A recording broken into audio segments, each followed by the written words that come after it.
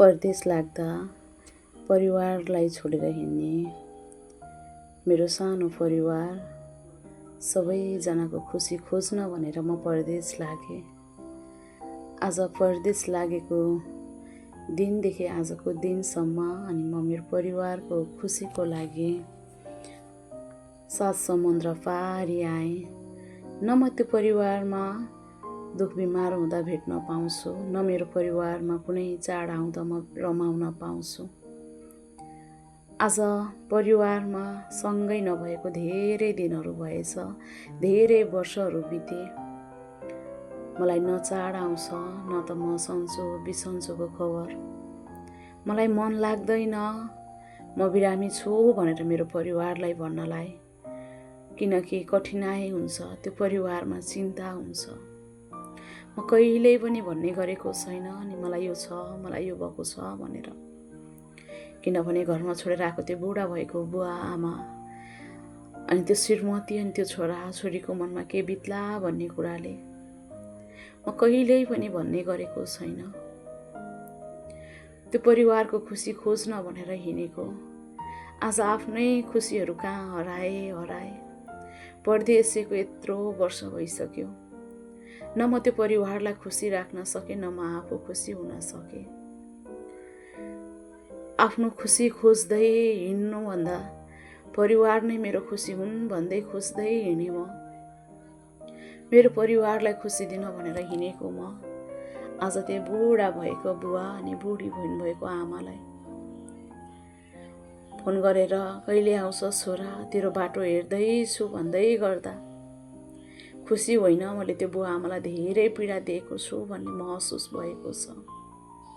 आमा म एक दिन फर्केर आउनेछु, बुवा म एक दिन फर्केर आउनेछु। तपाईँको त्यो फाटेको चोलो र फाटेको टोपी फेर्ने हैसियत बनाएर म फर्किनेछु। श्रीमतीलाई एक जोड राम्रो लुगा फेर्न सक्ने हैसियत बनाएर फर्किनेछु। छोराछोरीको भविष्य छ एकातिर अनि तिनको भविष्य सोच्नु छ अनि छोराछोरीको भविष्य उज्जवल गराउने हैसियत बोकेर म फर्किनेछु। जति दुःख गर्नु थियो म गर्छु, जति पसिना बगाउनु थियो म बगाउँछु। मेरा छोरा अनि मेरो छोरीलाई नेपालमा केही गर्ने हैसियत बनाउनेछु। मेरो देश नेपाल साँच्चै नै कतातिर लम्किरहेको छ अनि हामी थाहा पाउँदैनौँ। धेरै पढ्नेहरू जापान अमेरिका गएका छन् अनि हामी जस्तो नपढ्नेहरू खाडी मुलुक शिक्षित भएर पनि देशमा केही गर्न सकेका छैनन्। हामी अशिक्षित भएर नि केही गर्न सकेका छैनौँ। देशमा युवा छैन, देश कतातिर लम्किरहेको छ थाहा छैन। आज मेरा नानी मेरा बाबुहरू कलिला मुनाहरू जस्ता छन्। भोलिको दिनमा तिनीहरूको भविष्य कस्तो हुने हो भनेर सोच्दै मेरा बुवा र मेरो आमाले हाम्रो भविष्यको चिन्ता गरिराख्नुहुन्थ्यो। कति चाँडै मैले नि आफ्नो छोराछोरीको भविष्यको चिन्ता गर्ने दिन आइसकेछ। आज परदेशको नि यत्रो वर्ष भइसक्यो।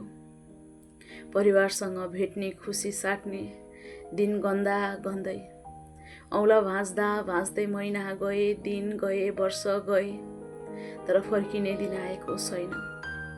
धेरै गाह्रो हुँदो रहेछ परदेशमा।